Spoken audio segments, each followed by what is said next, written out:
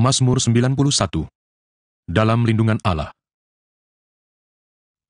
Orang yang duduk dalam lindungan yang maha tinggi dan bermalam dalam naungan yang maha kuasa akan berkata kepada Tuhan, tempat perlindunganku dan kubu pertahananku, Allahku yang kupercayai.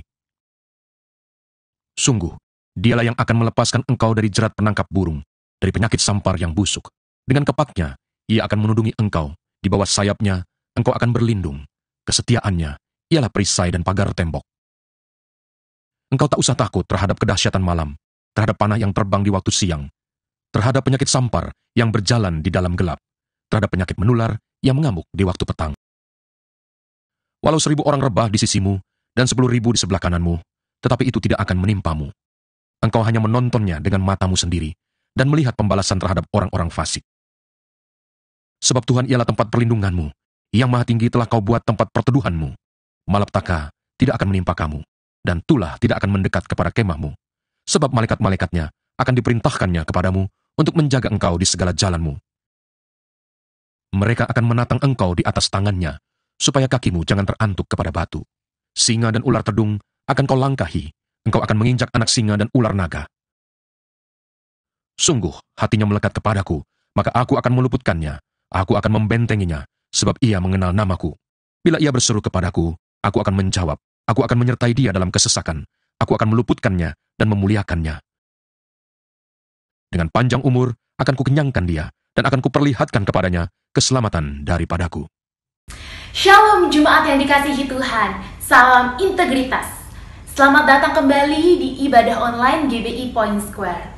Saya percaya kita terus bersemangat karena Tuhan selalu baik setiap hari. Amin.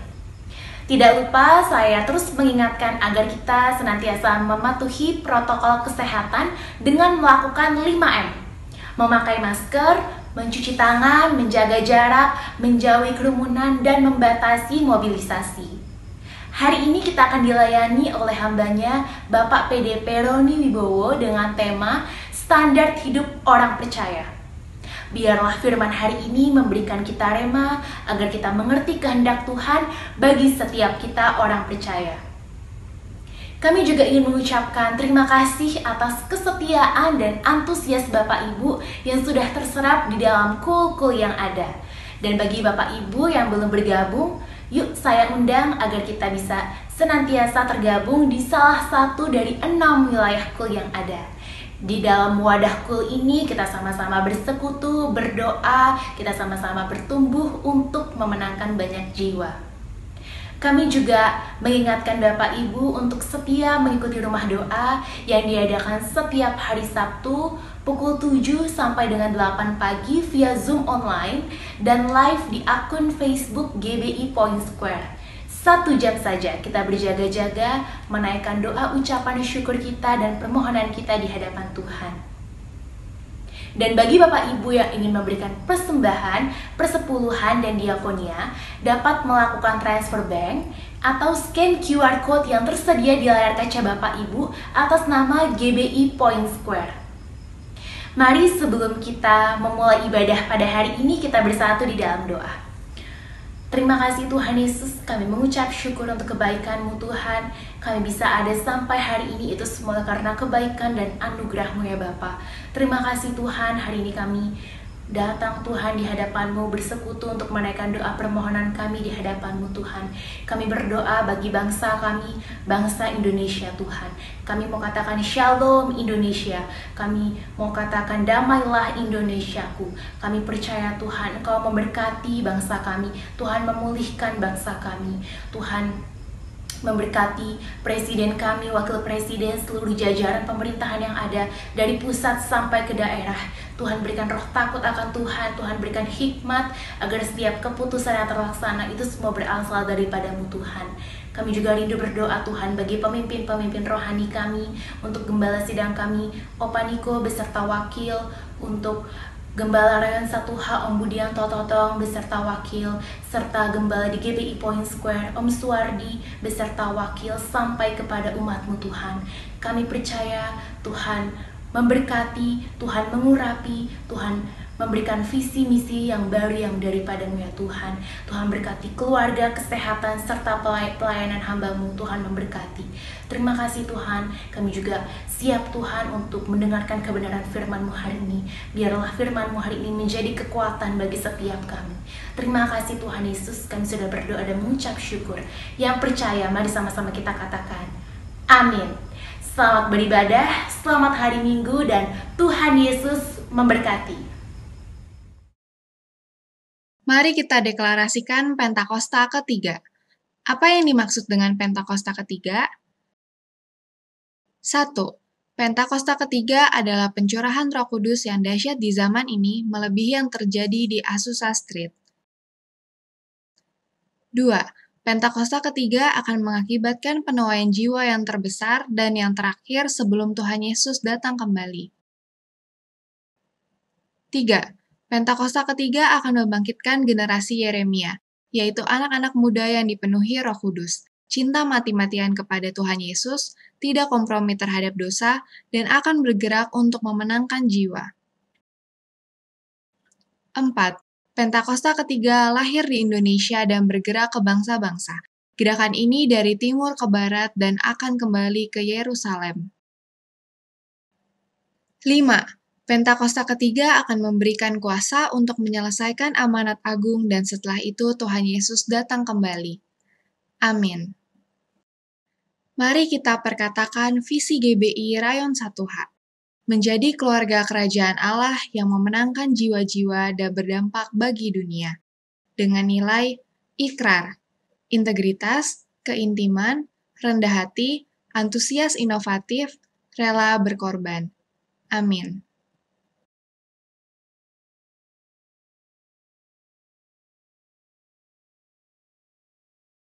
Shalom semua. Pada Voice of Pentecost kali ini kita akan membahas mengenai apakah orang yang belum dibaptis Roh Kudus dapat dipakai oleh Tuhan. Bunda Teresa adalah seorang biarawati Katolik Roma yang menggoncang dunia karena pelayanannya terhadap kaum papa yang terpinggirkan karena penyakit kusta, AIDS, dan TBC. Bahkan dunia pun mengakui pelayanannya dengan menyematkan hadiah Nobel Perdamaian di tahun 1979. Martin Luther, seorang reformator gereja yang menggoncang keadaan gereja yang kelam pada masanya. Adapun Billy Graham, seorang penginjil dari Amerika Serikat yang saat mengadakan KKR dapat mengundang jutaan orang. Bahkan beliau dianggap sebagai salah satu pemimpin Kristen paling berpengaruh di abad ke-20 ini. Sejujurnya kita tidak benar-benar tahu dengan jelas apakah para raksasa iman di atas pernah mengalami baptisan Roh Kudus dengan tanda awal berbahasa roh. Sejarah pun tidak pernah mencatatnya. Maka timbullah pertanyaan, mengapa perlu seseorang dibaptis dengan Roh Kudus dengan tanda awal berbahasa roh? Jika seseorang yang belum pernah dibaptis Roh Kudus atau mungkin sudah pernah, tapi tidak secara nyata menunjukkannya seperti para tokoh tersebut, tetap dipakai Tuhan secara dahsyat. Pengakuan iman GBI berkata bahwa baptisan Roh Kudus adalah karunia Tuhan untuk semua orang yang telah disucikan hatinya. Tanda awal baptisan Roh Kudus adalah berkata-kata dengan bahasa roh, sebagaimana diilhamkan oleh Roh Kudus.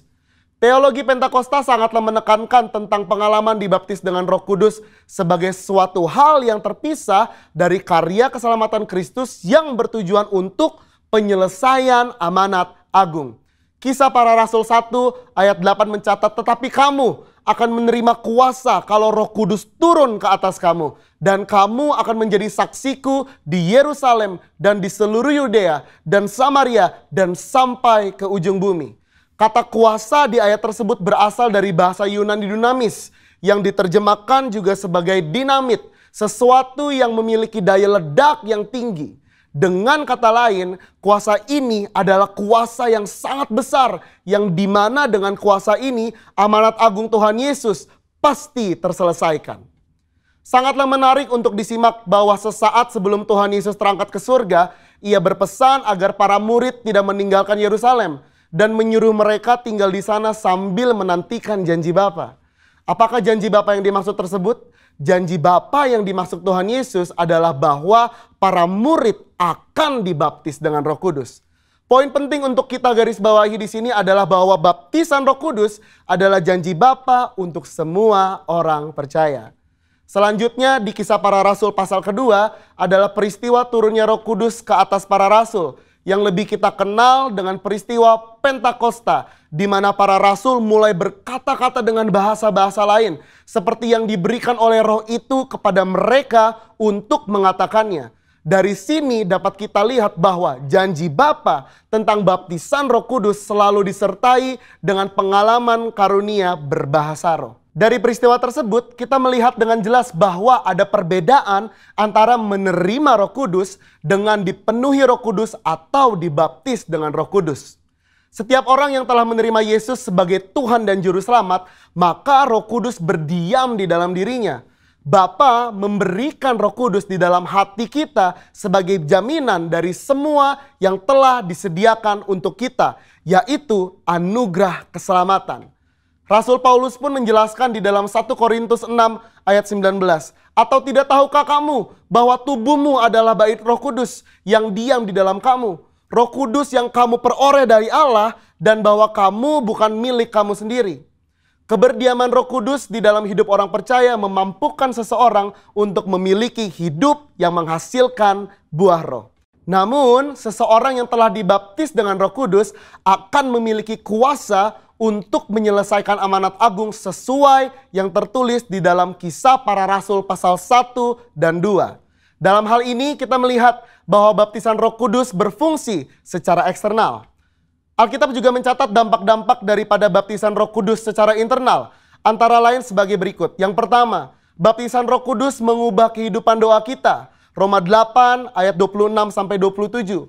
Yang kedua, baptisan Roh Kudus membangun iman kita. 1 Korintus 14 ayat 4a. Yang ketiga, baptisan Roh Kudus menyempurnakan pujian dan penyembahan kita. 1 Korintus 14 ayat 15. Dan yang keempat, baptisan Roh Kudus meningkatkan kepekaan rohani kita. 1 Korintus 14 ayat 2. Robert P. Mencius, seorang hamba Tuhan dan juga seorang penulis, memaparkan di dalam salah satu bukunya yang berjudul Speaking in Tongues, bahwa tanda kedewasaan Kristen tidak diukur dengan sudah atau belum mengalami baptisan roh, melainkan diukur dari hidup yang menghasilkan buah roh. Di mana hal ini juga menjadi bagian dari proses pengudusan atau sanctification. Akan tetapi perlu dimengerti bahwa di satu sisi adalah mungkin bagi seseorang untuk mengalami kuasa Roh Kudus tanpa berbahasa roh. Namun hal ini bukanlah pengalaman Alkitab yang utuh sebagaimana tertulis di Kisah Para Rasul pasal 1 dan 2. Dari penjelasan tersebut maka dapat disimpulkan bahwa meskipun seseorang belum dibaptis Roh Kudus, ia dapat dipakai Tuhan secara dahsyat. Namun pengalaman baptisan Roh Kudus membuat orang percaya dapat melayani tubuh Kristus dengan lebih maksimal. Jikalau Alkitab menuliskan adanya pengalaman kepenuhan Roh Kudus dengan tanda awal berkata-kata dengan bahasa roh, mengapakah kita tidak merindukannya? Saudara, untuk penjelasan lebih lengkapnya dari tim teologi kami, jangan lupa buka link yang ada di atas atau scan QR Code yang tersedia. Salam integritas. Tuhan Yesus memberkati.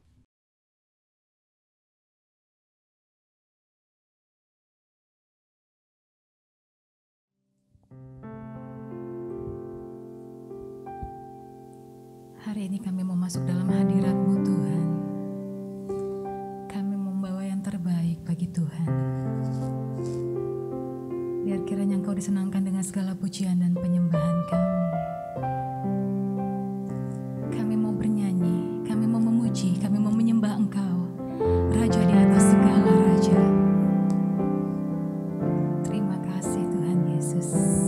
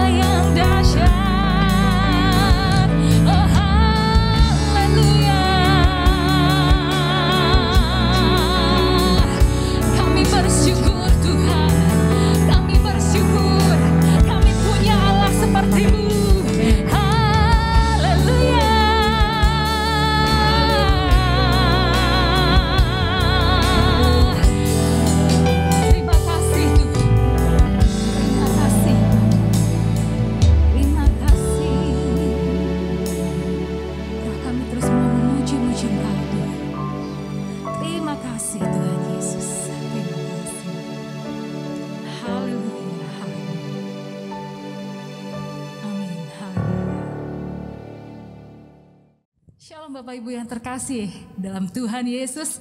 Saya percaya kita semua ada dalam keadaan yang baik dan luar biasa. Amin. Hari ini saya mau mengajak Bapak dan Ibu bersuka cita.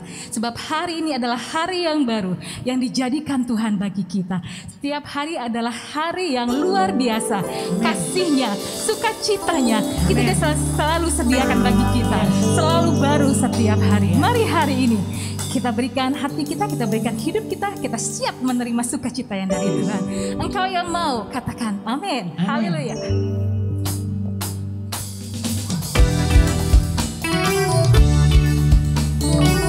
Sebab kami menerima janji-janji-Mu dalam setiap kehidupan kami, Tuhan.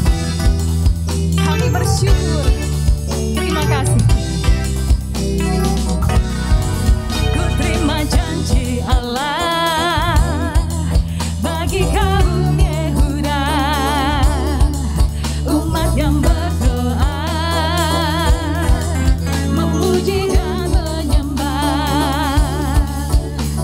Inilah saat yang dinanti, firman Allah telah digenapi. Kulihat penuaian terjadi yang melanda seluruh bumi. Kami terima janji-Mu Tuhan.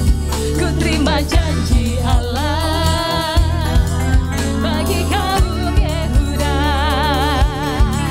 umat yang berdoa, memuji dan menyembah. Inilah saat yang dinanti, firman Allah telah digenapi. Kulihat penuaian terjadi dan melanda seluruh bumi. Mari menari bagi Tuhan, katakan Tuhan memberiku kegirangan dan sukacita melimpah. Minyak yang baru dicurahkan, haleluya ku bersorak. Tuhan memberiku kegirangan dan sukacita melimpah. Minyak yang baru dicurahkan, haleluya ku bersorak. Yeah, haleluya.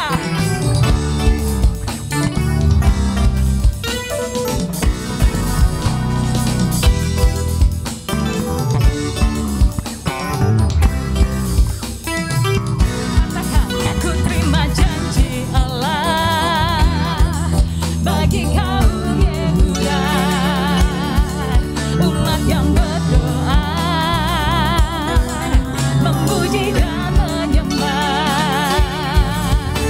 Inilah saat yang dinanti, firman Allah telah digenapi. Kulihat penuaian terjadi yang melanda seluruh bumi. Menari bagi Tuhan, katakan Tuhan memberiku kegirangan dan sukacita melimpah. Minyak yang baru dicurahkan, haleluya ku bersorak. Tuhan memberiku kegirangan dan sukacita melimpah. Minyak yang baru dicurahkan, haleluya ku bersorak. Tuhan memberiku kegirangan dan sukacita melimpah. Minyak yang baru dicurahkan, haleluya. Sekali lagi katakan amin, haleluya. Dan sukacita melimpah. Minyak yang baru dicurahkan, haleluya ku bersorak. Haleluya ku bersorak. Haleluya ku bersorak. Haleluya, haleluya, haleluya. Terima kasih Tuhan. Terima kasih untuk minyak yang baru. Terima kasih untuk anggur yang baru. Terima kasih Tuhan Yesus. Haleluya, haleluya. Saat ini Tuhan, kami mau siapkan hati kami. Kami mau siapkan tanah kami yang subur Tuhan. Kami mau menerima firman-Mu. Kami mau menerima janji-janji-Mu. Berbicaralah Engkau Tuhan, jamah setiap hati kami, jamah setiap kami Tuhan, dengan firman-Mu, dengan firman yang datang dari-Mu Tuhan. Haleluya Tuhan.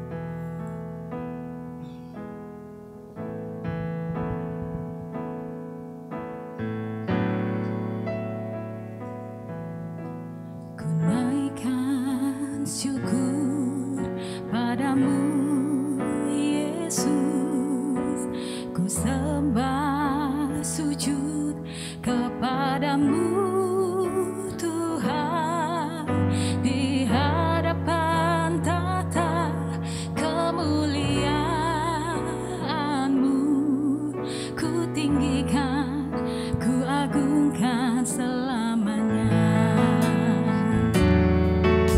Ku naikkan syukur padamu Yesus, ku sembah sujud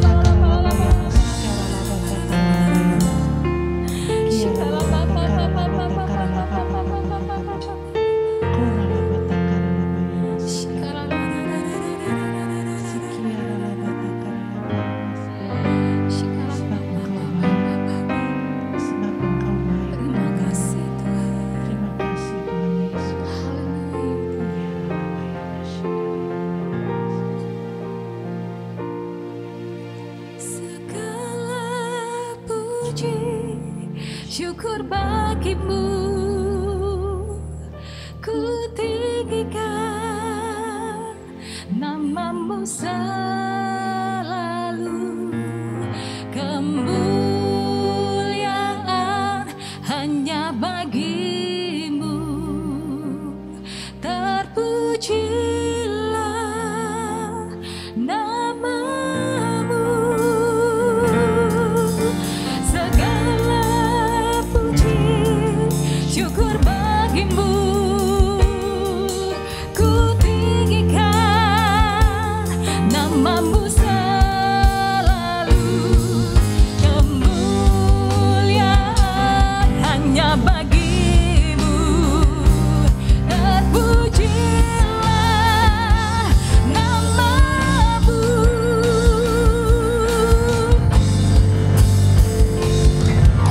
segala puji syukur bagimu.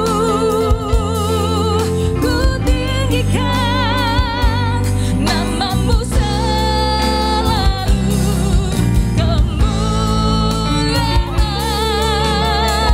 hanya bagimu.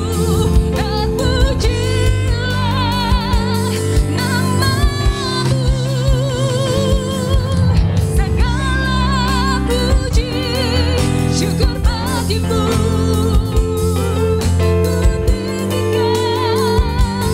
Namamu selalu, kemuliaan hanya bagimu. Terpujilah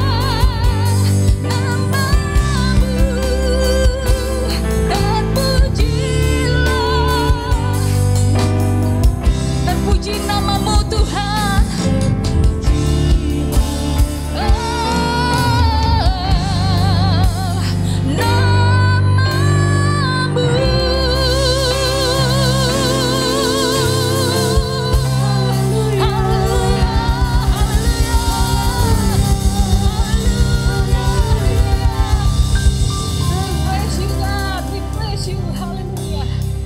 Terima kasih Tuhan Yesus. Terpujilah namamu untuk selama-lamanya di dalam nama Tuhan Yesus Kristus. Haleluya. Amin.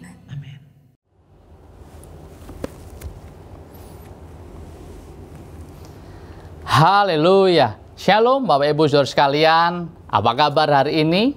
Saya berdoa bahwa kita sekalian tetap ada dalam keadaan yang baik, dalam keadaan yang sehat, karena Tuhan yang memelihara hidup saudara dan saya sekalian. Dan puji Tuhan, mari hari ini sebelum kita mendengarkan kebenaran firman Tuhan, sama-sama kita berdoa, kita bersepakat, kita minta penyertaan Tuhan. Biar hari ini pada waktu kita beribadah, waktu kita mendengar firman Tuhan, kita diberkati, kita dikuatkan, dan kita memperoleh kekuatan pengharapan yang baru di dalam Kristus Yesus Tuhan kita. Haleluya. Mari sama-sama kita berdoa terlebih dahulu saudara. Bapa, kami bersyukur buat hari ini. Terima kasih buat anugerah-Mu. Sekali lagi kami tidak henti-hentinya menaikkan ucapan syukur atas penyertaan Tuhan, atas berkat, atas kasih karunia, perkenanan Engkau yang sudah Tuhan nyatakan dalam kehidupan kami, keluarga demi keluarga, pribadi lepas pribadi. Terima kasih Bapa buat hari ini, kiranya Engkau yang memberkati setiap kami. Pada waktu kami duduk dalam hadirat-Mu mendengarkan pesan-pesan-Mu, Engkau Roh Kudus, Guru kami yang agung, Guru kami yang ajaib, yang akan memberikan kami penerangan, Engkau akan memberikan kami penjelasan, Engkau akan memberikan kami pewahyuan, sehingga setiap kami yang mendengar pesan-Mu hari ini, kami dikuatkan, kami diteguhkan di dalam Engkau. Terima kasih Bapa, terpujilah namamu kekal selama-lamanya. Di dalam nama Tuhan Yesus, haleluya, amin. Puji Tuhan saudara, sekali lagi shalom. Saya menyapa bagi saudara sekalian yang ada di rumah, dimanapun saudara saat ini sedang beribadah, shalom. Tuhan Yesus menyertai saudara sekalian. Haleluya. Puji Tuhan saudara, mari pada hari ini sama-sama kita mau merenungkan kebenaran firman Tuhan yang kita mau baca dari kitab Titus, saudara. Saudara bisa buka di dalam kitab Titus 1, saudara. Kita mau sama-sama belajar, kita merenungkan kebenaran firman Tuhan. Biarlah firman kita renungkan hari ini itu memberikan kita kekuatan yang baru. Firman Tuhan yang kita dengarkan hari ini itu memberikan kita pengharapan yang baru. Firman Tuhan yang kita dengarkan, yang kita renungkan hari ini itu akan memberikan kita pengharapan yang baru karena kita adalah ciptaan baru di dalam Kristus Yesus Tuhan. Haleluya. Jadi kalau sebelum kita baca pembacaan firman kita pada hari ini, kalau boleh mau kasih judul tema khotbah, tema sharing hari ini adalah standar hidup orang percaya. Haleluya saudara. Standar hidup orang percaya saudara. Saya percaya begini. Pada waktu sebuah standar dibikin, pada waktu sebuah standar hitungan, ukuran ditentukan, pasti ada maksud dan tujuannya. Amin. Sebuah standar, contoh gini saudara. Pada waktu sekolah A sedang membuka pendaftaran saudara, dia punya standar penerimaan siswa. Siswa yang diterima di sekolah tersebut mungkin harus memiliki nilai NEM-nya 36. Tapi mungkin juga ada sekolah yang nilai standar penerimanya hanya 32. 34. Setiap sekolah pasti memiliki standar yang berbeda saudara. Nah, hari ini kita mau sama-sama belajar merenungkan kebenaran firman Tuhan. Standar kehidupan seperti apa yang Tuhan kehendaki dalam hidup kita sekalian saudara. Oleh karena itu, mari kita mau baca bersama-sama dari Titus 1 ayatnya yang ke-5 sampai ke-14. Lumayan panjang saudara, tapi nggak apa-apa. Mumpung kita beribadah di rumah, tidak terburu-buru dengan waktu saudara. Mau makan, tinggal ke belakang saudara. Tapi sedang ibadah, jangan makan saudara. Amin. Sama-sama kita membaca. Saya bacakan gini saudara. Titus 1 ayat yang ke-5. Perikopnya begini. Tugas Titus di Kreta. Syarat-syarat bagi penatua penilik jemaat. Wow. Standarnya tinggi. Ini standar yang dibikin buat penatua dan penilik jemaat. Tapi enggak saudara. Hari ini saya mau menyampaikan bahwa standar ini harusnya dimiliki oleh setiap orang percaya. Standar yang demikian ini harus dimiliki oleh setiap kita, umat yang sudah ditebus sama Tuhan. Yang percaya kata amin. Haleluya. Ayat kelima demikian saudara.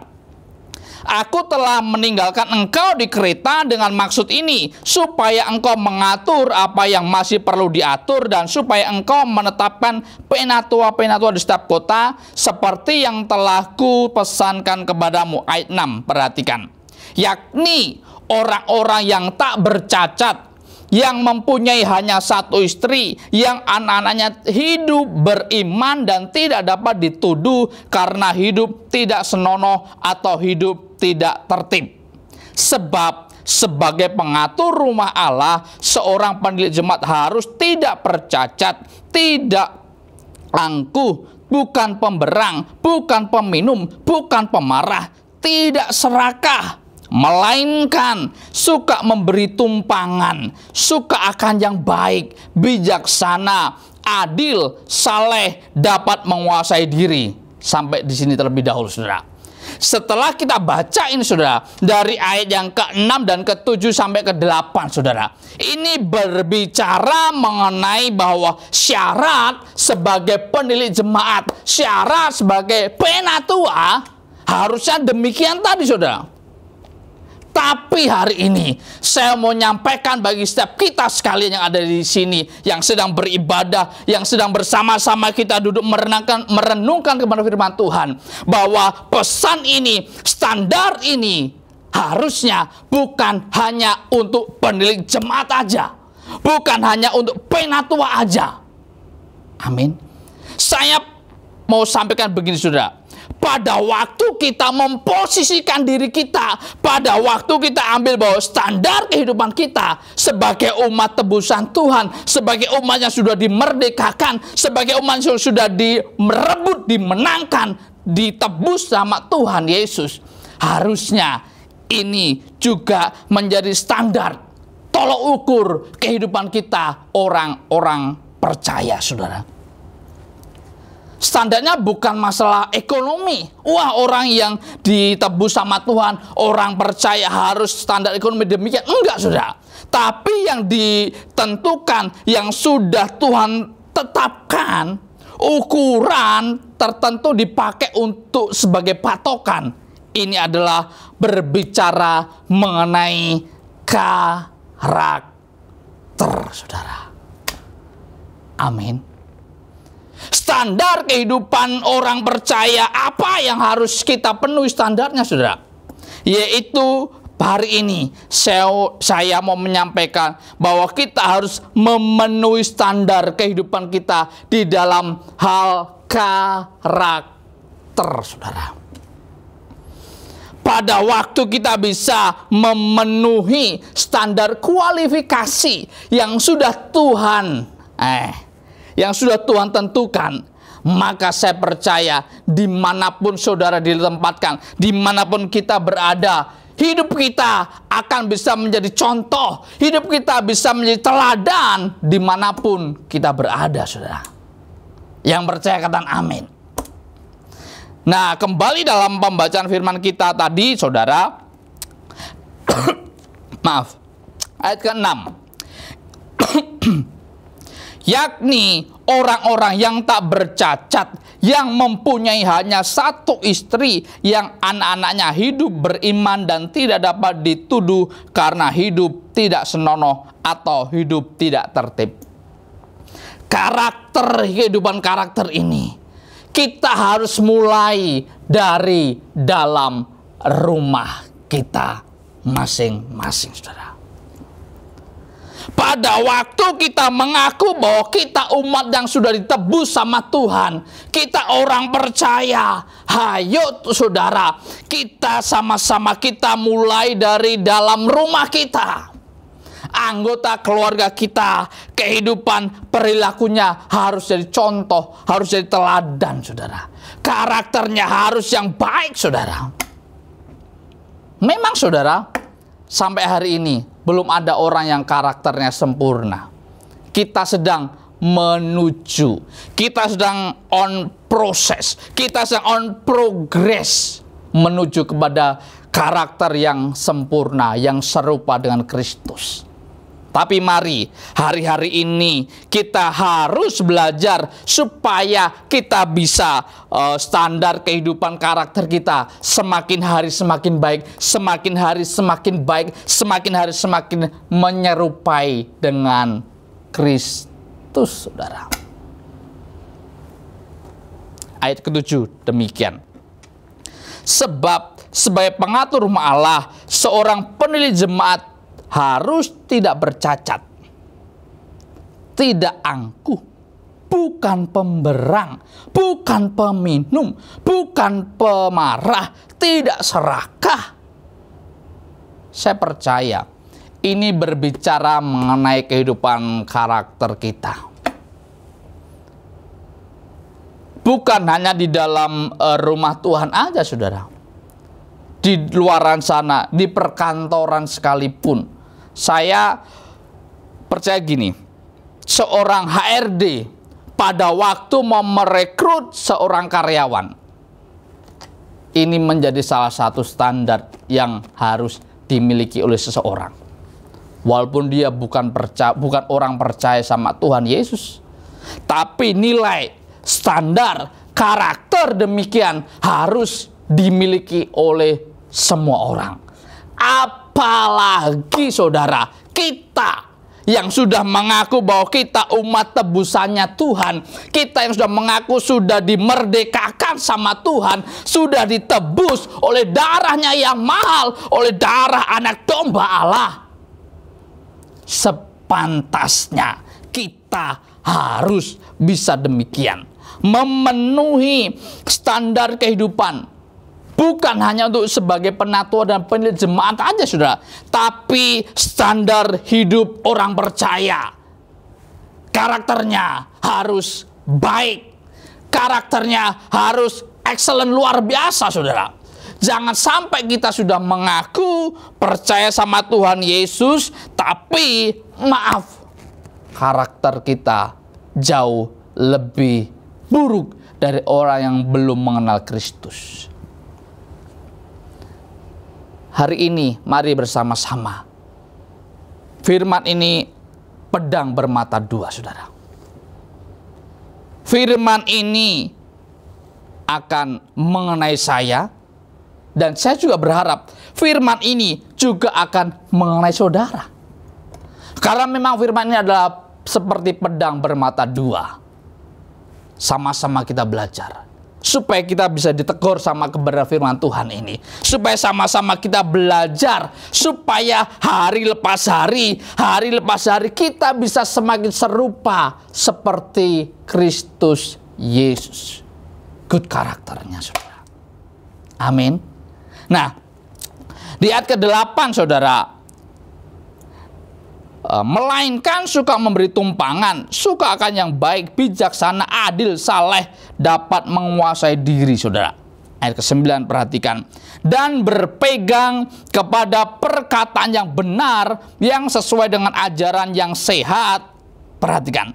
Supaya ia sanggup menasihati orang berdasarkan ajaran itu, dan sanggup meyakinkan penentang-penentangnya. Pada waktu kita bisa memenuhi standar kehidupan kita sebagai orang percaya yang harusnya sedemikian tadi, harus baik, harus murah hati, harus perbuatan kita baik mencerminkan firman Tuhan sendiri. Oleh karena itu, maka pada waktu kita sudah bisa memenuhi standar demikian tadi, kita bisa menasehati orang lain sesuai dengan apa yang sudah kita pelajari, sesuai dengan apa yang sudah kita lakukan, saudara. Amin. Seperti ya tema tahun 2021 ini, saudara, tahun integritas. Hendaklah biar apa yang kita pikirkan, kita perkatakan, dan kita lakukan itu senantiasa selaras, itu senantiasa sejalan, sehingga pada waktu kita menasihati orang lain bisa menerima, orang lain bisa diubahkan, karena mereka melihat bahwa apa yang kita katakan dan apa yang kita lakukan itu selaras, sejalan, tidak bertentangan, saudara. Amin. Nah, oleh karena itu, saudara, kalau berkaca, coba kita buka dari 2 Timotius 3. 2 Timotius 3, perikopnya apa, saudara? 2 Timotius 3, perikopnya demikian.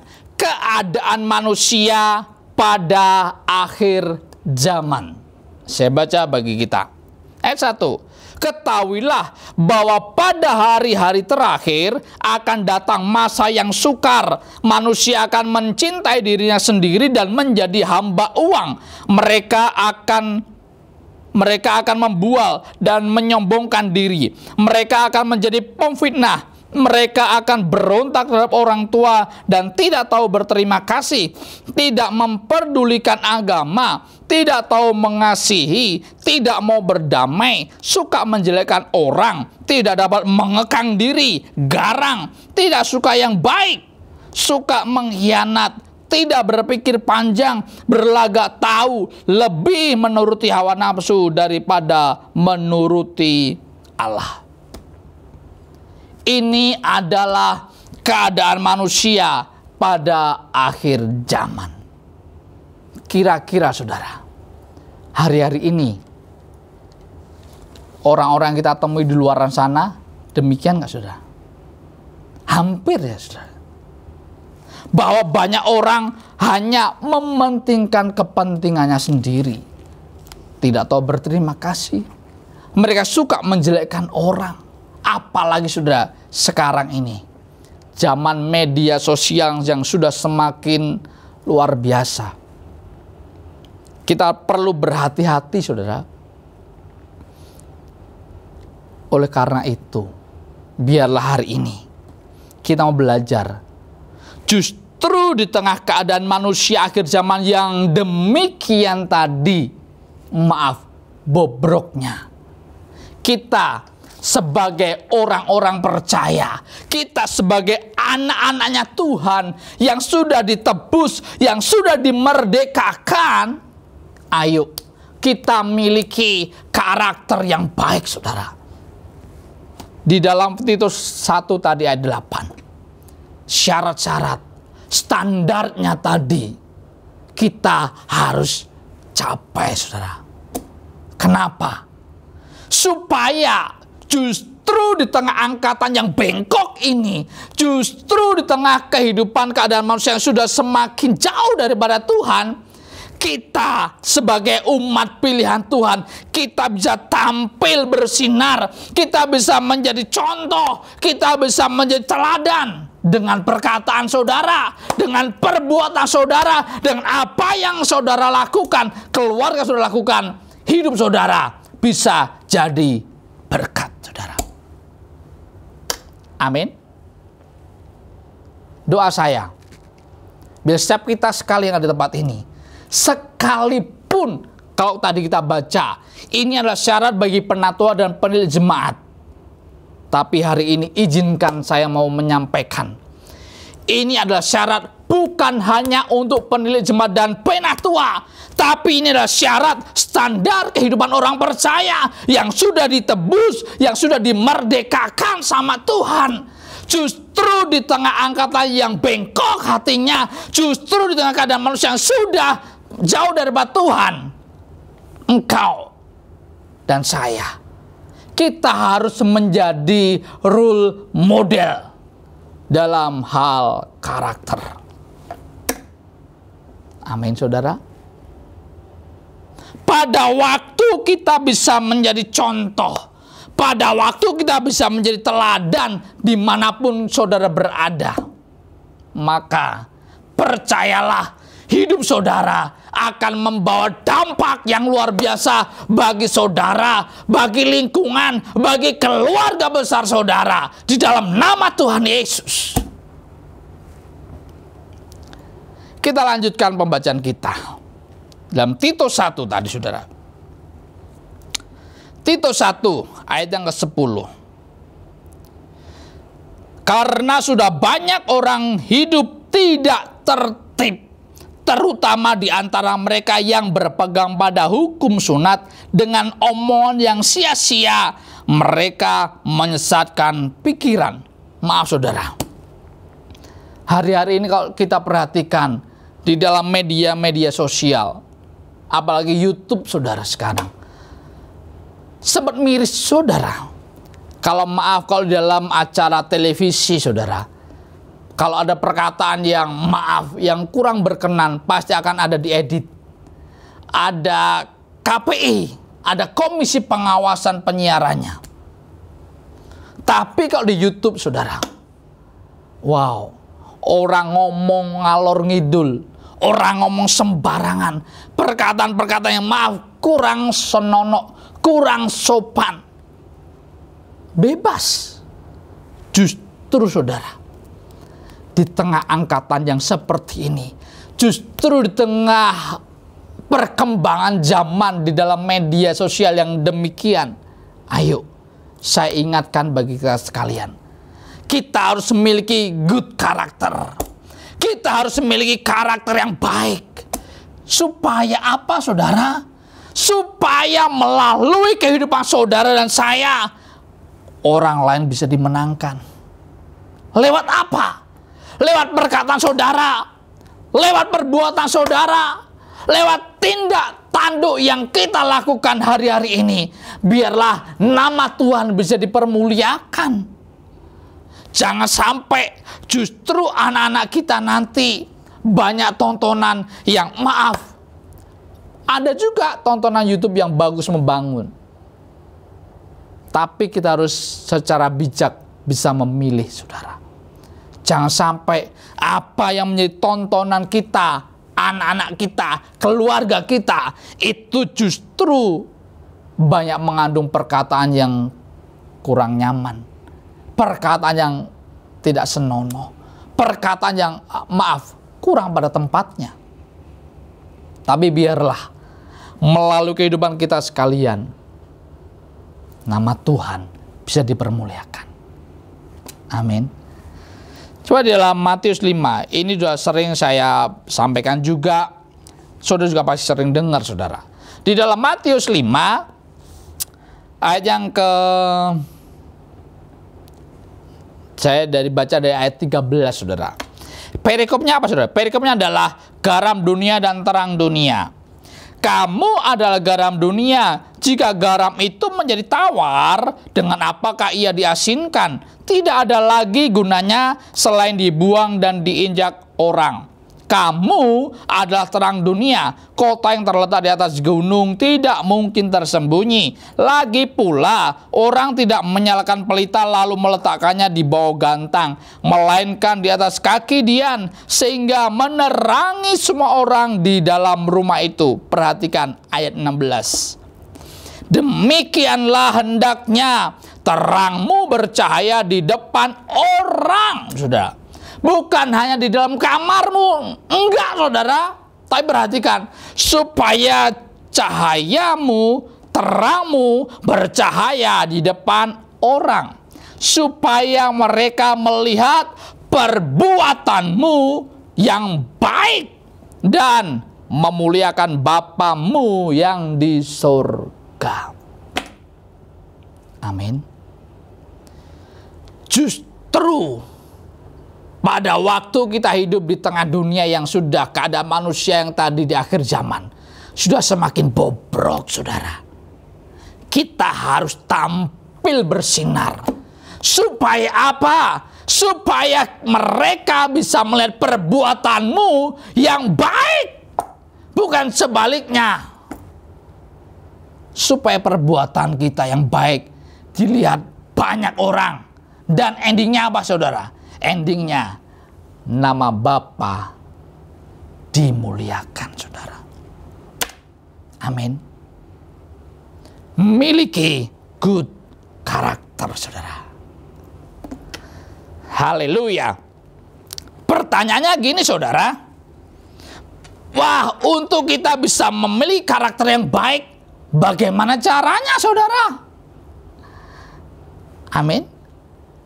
Di dalam Amsal berkata demikian, besi menajamkan besi, manusia menajamkan sesamanya. Haleluya.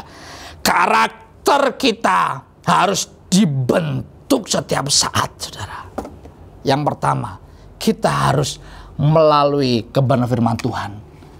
Karakter kita terus bisa dibentuk, dipoles, diproses. Yang kotor semakin hari dibersihkan. Dibersihkan. Dan ingat, saudara, pada waktu pembentukan karakter pasti ada rasa sakit, saudara. Akan ada air mata. Mungkin kita sudah hampir menyerah. Tuhan, gak sanggup. Tuhan, tolong. Tapi percayalah, pada waktu kita merelakan diri kita dibentuk, pada waktu yang merelakan diri kita diproses sama Tuhan karakter kita, hari lepas hari, sedikit demi sedikit kita dikikis kehidupan kita. Karakter kita yang jelek, yang buruk, dikikis. Melalui apa? Kebenaran firman Tuhan, saudara. Dan firman Tuhan inilah yang akan memerdekakan setiap saudara dan saya. Pada waktu kita terus membaca, merenungkan kebenaran firman Tuhan ini, maka firman Tuhan ini akan memerdekakan saudara dan saya. Ayo, itu melalui firman Tuhan. Yang kedua, Karakter dibentuk melalui apa, saudara? Ya kita tadi. Besi menajamkan besi, manusia menajamkan sesamanya. Haleluya, saudara. Kalau kita diperhadapkan dengan orang yang nggak sabaran, mungkin bukan orang lain, kita aja. Kita orang yang mungkin temperamen, suka marah. Saya percaya Tuhan ada aja caranya untuk memproses hidup kita sekalian. Kita akan dipertemukan dengan orang yang yang menjengkelkan, yang akan membuat kita, kita harus bisa terus menguasai diri kita. Betul, saudara? Kalau dalam sebuah rumah tangga, si suaminya mungkin yang temperamen, saya percaya pasti akan dikasih istri yang nggak temperamen. Coba kalau dua-duanya temperamen, yang ada apa, saudara? Bukan pesawat, piring terbang, saudara, yang ada dalam rumah tersebut, saudara. Betul? Kalau si A, pasangan si A-nya ini dia temperamen, maka si B harus mengimbangi. Kalau kita yang suka ceplas-ceplos, mungkin pasangan kita yang akan banyak diamnya, mendengarkan, menjadi pendengar yang setia, saudara. Dimulai dari keluarga, saudara. Amin. Dan doain hal ini, saudara.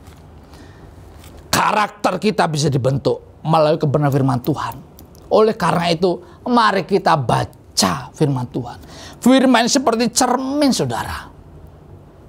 Waktu kita membaca kebenaran firman Tuhan, kita sebenarnya cermin, kok begini ya?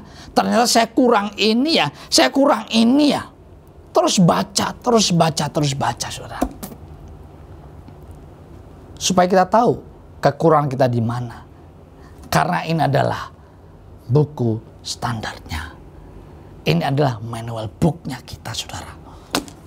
Pada waktu kita sudah selaras dengan ini standar yang ada, maka percayalah, dimanapun saudara ditempatkan, hidup saudara bisa diterima sama orang sekitar Anda. Dan bukan hanya diterima, tapi hidup kita bisa menjadi contoh, bisa menjadi teladan dimanapun kita ditempatkan.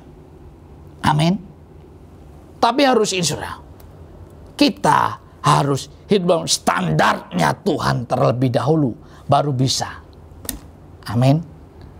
Contoh gini, saudara, sepeda hari ini musim sedang hectic banget dengan hobi sepeda, saudara. Sepeda atau sepeda motor, saudara. Agak beda dikit, tapi biarlah ilustrasi ini bisa menggambarkan, bisa membuat kita mengerti kenapa sih kita harus memilih standar tadi. Kenapa sih kita harus memilih standar tadi. Amin. Nah, sebuah sepeda atau sepeda motor, kebayang nggak, saudara? Kalau saudara beli sepeda atau sepeda motor, nggak ada standarnya, saudara. Saya percaya kita akan agak kerepotan sih waktu mau menaruh sepeda kita atau motor kita. Mungkin kita sedang jalan ke sebuah toko, kita mau parkir, kita agak susah karena nggak ada standarnya. Tapi kalau sebuah sepeda atau motor memiliki standar, maka saya percaya dimanapun kita akan berhenti, dimanapun kita akan pergi, dan kita akan gampang untuk menaruh kendaraan kita. Kenapa? Karena ada standarnya. Di dalam kerohanian kita pun juga, saudara. Pada waktu standar kita seperti yang tertulis dalam Alkitab ini tadi, renungan tadi, dalam Titus tadi, saudara, maka percayalah, dimanapun saudara ditempatkan, dimanapun saudara pergi melangkah, kita bisa berdiri. Karena kita sudah memiliki standar kehidupan yang kokoh. Standar kehidupan yang sudah sesuai dengan kebenaran firman Tuhan. Oleh karena itu, saudara, di dalam Titus tadi, perkenankan saya, ini bukan hanya syarat standar bagi penilai jemaat dan penatua, tapi harus kita tingkatkan. Ini standar hidup orang percaya, saudara. Kembali dalam Titus 1 tadi, saudara. Saya bacakan ayat yang ke-16 terakhir, saudara. Mereka mengaku mengenal Allah, tetapi dengan perbuatan mereka menyangkal Dia. Jangan sampai kita ngaku di luar sana, yes, bahwa saya orang percaya, saya sudah ditebus sama Tuhan, saya sudah dimerdekakan sama Kristus. Tapi maaf, jangan sampai perbuatan kita ini justru bertentangan dengan firman Tuhan. Karakter kita harus sejalan. Maka bersyukur, saudara, Gembala Sidang kita kasih tema tahun ini di hari Tuhan. Tahun 2021 adalah tahun integritas. Saya berdoa supaya tahun ini kita masih di bulan yang kelima, masih ada 7 bulan lagi. Biar kita bisa menyelesaikan tahun ini dengan berintegritas. Sehingga apa yang kita perkatakan dan kita lakukan itu sejalan, itu selaras. Dan melalui kehidupan saudara dan saya, melalui perbuatan baik yang kita lakukan di depan orang, nama Tuhan dipermuliakan. Katakan amin, saudara. Oleh karena itu, sekali lagi, mari kita miliki standar hidup orang percaya demikian. Yang baik hati, yang good karakter, saudara. Tapi ingat, saudara, untuk bisa memperoleh karakter yang baik tadi, butuh yang namanya sebuah proses. Dan ingat, waktu kita sedang diproses, akan ada air mata, akan ada rasa sakit. Tapi ingat, saudara, bahwa hasil tidak pernah mengkhianati yang namanya sebuah proses. Amin. Saya tutup dengan ini, saudara. Kalau seseorang memiliki kemampuan, karakter, memiliki komitmen, orang ini bisa jadi seorang top leader, pemimpin di dunia manapun, di dalam pekerjaan, dalam studi, segala macam. Tapi ingat, saudara, kalau hanya memiliki 2, komitmen dan kemampuan, kapasitas, tapi kalau karakternya bad, maka percayalah, umurnya tidak panjang waktu dia ada di dalam puncak posisinya. Karakter inilah yang akan membuat kita bisa lama. Karakter inilah yang akan membuat kita bisa bertahan lebih lama di dalam top leader. Karakter yang baik yang akan menentukan seberapa lama saudara di puncak pimpinan. Karakter yang baik akan menentukan seberapa lama saudara menjadi contoh. Karena waktu karakter saudara baik, hidup kita jadi contoh, jadi teladan. Tapi kalau karakter kita sudah jelek, bad karakter, kita bisa dilupakan orang, saudara. Yang diingat yang jeleknya. Oleh karena itu, mari hari ini kita sama-sama merenungkan kepada firman ini, saudara. Miliki karakter yang baik. Kenapa harus memiliki karakter yang baik? Kenapa harus memiliki standar yang baik, saudara? Karena melalui karakter yang baik, saudara, hidup saudara, hidup saya bisa dicontoh, jadi teladan dimanapun kita berada. Dan melalui hidup kita, nama Tuhan dipermuliakan. Dan ingat, untuk memperoleh karakter yang baik, butuh yang namanya proses. Sakit, yes. Diproses yang lewat kebenaran firman Tuhan. Dan bisa juga melalui orang lain yang ada di sekitar kita. Diproses. Supaya kita terus bisa hari lepas hari. Hari lepas hari. Kita bisa serupa seperti Kristus. Amin. Mari kita tutup dalam doa. Bapa, kami bersyukur buat hari ini. Hamba berdoa dan hamba mohon, kiranya setiap kami yang hari ini beribadah bersama-sama merenungkan kebenaran firman-Mu ini Tuhan, Engkau yang memampukan kami untuk kami bisa memiliki karakter yang baik, supaya melalui kehidupan kami, melalui perbuatan baik kami, nama Tuhan dipermuliakan, banyak jiwa bisa dimenangkan ya Tuhan. Terima kasih Bapa. Terima kasih, biarlah Engkau memeteraikan kebenaran firman-Mu ini dengan kuasa darah Yesus Kristus, sehingga dimanapun kami beribadah hari ini, kami dikuatkan, kami diteguhkan kembali di dalam nama Tuhan Yesus. Sekali lagi Tuhan, hamba memberkati setiap umat-Mu yang saat ini mungkin ada sedang sakit. Tuhan jamah, Tuhan sembuhkan. Yang berbeban berat, Tuhan berikan kelegaan. Tuhan berikan damai sejahtera, sukacita-Mu yang melampaui segala akal. Damai sejahtera itu menjadi bagian kami. Terima kasih Bapa.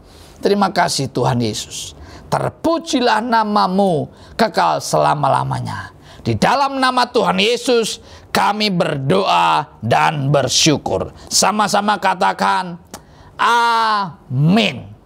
Tuhan Yesus memberkati saudara.